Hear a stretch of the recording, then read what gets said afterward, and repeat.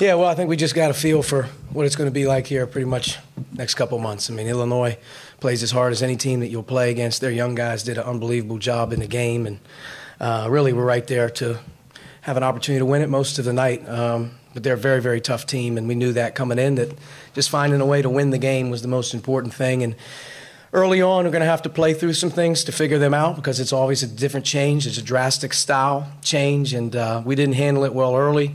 We got better defensively in the first half, which allowed us to sort of creep back in. Our defense was a big key for the halftime score being what it was. Second half, I thought our guys adjusted offensively a lot better. Romeo was terrific, making plays. The other guys did a great job of connecting on screens. It's so important against them.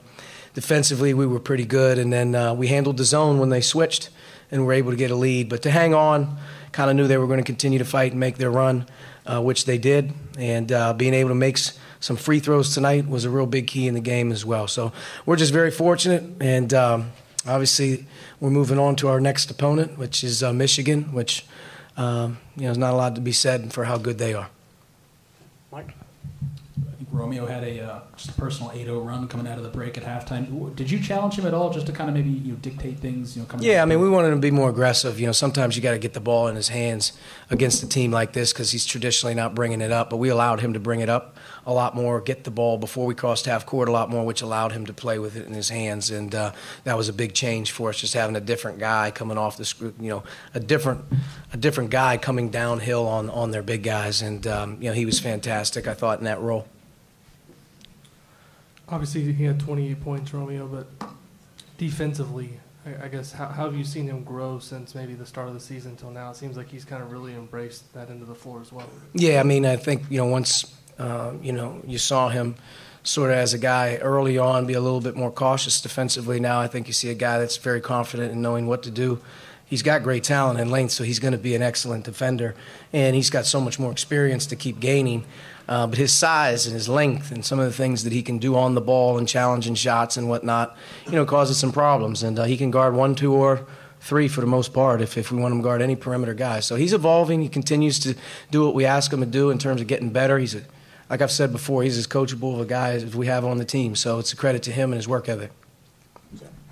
You talked about getting better kind of defensively as the first half went on, and I know the guys have talked about really wanting to make that part of their identity, just the way they defend.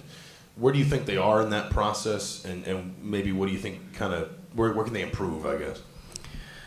Well, the one thing that improves is obviously getting Robert back. Robert's an excellent defender for us, and those perimeter guys are playing a lot of minutes.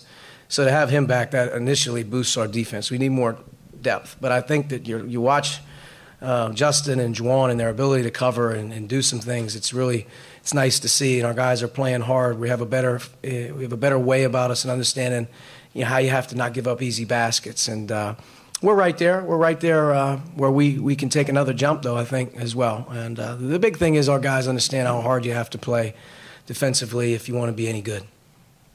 Jeff? How's fit is he doing, and ballpark it percentage-wise? What do you think he plays against Michigan or not? I doubt he plays at Michigan. I would take that off the table. Today was the first day that Rob smiled in a long time, so I know he's feeling better. He's been doing cardio work. He's been doing some shooting. That's about it. And as he doesn't have any problems or setbacks, they keep letting him do more. But today was the first time that at shoot-around today, the first time I saw him where he was smiling. He had a really good way about him, so I think that's probably the first step in understanding he's feeling better. JD said you guys had 6 shot clock violations defensively. Is the key to that ball pressure or just awareness of guys cutting to the basket? What's the key to that? I just think the big thing when you have a defense that makes the offense work late in the clock, that you're not giving them their first or second look. They're having to work harder to get a good look, which the first action or the second counter action to that play is covered. And when you get under 15 or under 10, typically you're going to end up having to deal with a drive or a ball screen. And I think we're pretty good at identifying our coverages and whatnot. But I thought Illinois did a really good job compared to some of their other games of methodically trying to wear us down as well. They didn't shoot quick. They were organized in their half court and really trying to turn us and work us. And, when we did a good job, we got them late in the clock. And, obviously we're trying to make teams shoot challenge shots at the end of the clock, not give them easy ones. But, I think at the end of the day, it's a team that, makes you play into that third side of the floor, even the fourth at times. If you're giving up baskets on the first or second side, that's not very good. You've had a pretty long stretch of 5 or 10 minutes into the game being or down 5 or 10 points. Is this a team that needs a little bit of urgency, or is it just finding what you want to do defensively and getting comfortable on that end? Oh, are you saying that's becoming a habit type of thing? Yeah, I think a lot of it has to do, again, with offense. Your offense has we got some good shots early in the game, just didn't make them. But, when you're playing against good teams, you score, you're not going to shut them out. You got to score too. But 15-13 in the first 4 minutes, and then after that, I thought, we took a step back in the game. A big step back after we sort of did that, and then I think we regained our composure a little bit and got our defense going. Our guys know that if we're going to be successful, though, it's defense to offense. It's not allowing easy baskets. It's rebounding and being able to get down the other end. And, we ended up shooting 25 free throws. We were pretty efficient. We only turned it over 15 times, and against that team, in many ways, that's a pretty good thing. And, for us, we'll keep getting better. We didn't shoot the open threes well tonight. I think we made 2 in the game. I think we were 2 for 12 in the game, 1 for 8 at the half. So, you have to look at those threes and say, were they good? I don't know how many of our first half threes were really good. I think when we shoot quick and we shoot a lot of threes early in the game, that tends to get us out of sorts.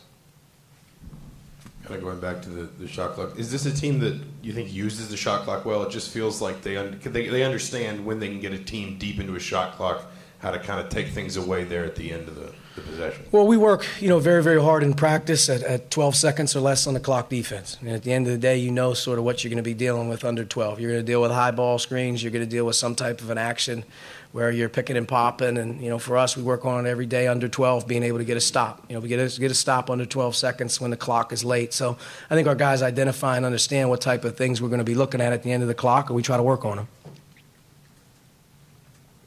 Coach Trent Frazier came into the game for Illinois, one of their best players, if not their best player, shooting 43% from behind the arc. With 7 minutes to go, he'd only gotten 3 off behind there and hadn't hit one yet. Did you guys anticipate being able to defend him? Well, he's very, very aggressive. I thought he played a very solid game where he wasn't hunting shots early in the game. You could tell he was trying to run their offense and get guys involved. And then later in the game when he needed to sort of get going, I thought he was pretty aggressive. I also thought we did a decent job on him, just keeping him, for the most part, in front of us. He only got 1 3 across half court off the dribble, which he loves to do late in the game as well. We stopped him early and didn't allow him to get to the line. But he's a really, really good player. I was really, really impressed, to be honest with you, with Georgie and Io. Those 2 guys are 2 really, really good freshmen in our conference. Those guys are going to be a problem come February and March as they get their experience in. Anything else? Is that it? Thanks. Thanks.